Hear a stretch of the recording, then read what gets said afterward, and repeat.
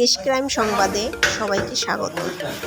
আজ আমি আপনাদের দেখাবো কিভাবে রাজধানীর বেকারিগুলো অপরিচ্ছন্ন পরিবেশে খাদ্যদ্রব্য উৎপাদন করে, যা আমাদের স্বাস্থ্যের জন্য ঝুঁকিপূর্ণ। দেখা যায় নিম্ন আয়ের মানুষগুলো সারাদিন পরিশ্রমের পরে এই খাদ্যদ্রব্য খেয়ে ক্ষুধা নিবারণ করে, অথচ এই অপরিচ্ছন্ন খাদ্যদ্রব্য খেয়ে দেখা যায় বিভিন্ন রোগে আক্রান্ত হয়ে থাকে।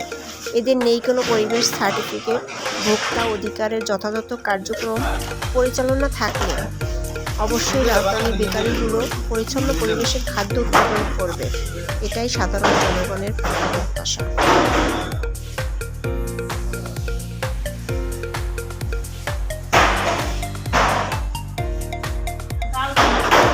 পরিবেশে ফেলানো হচ্ছে ডালদা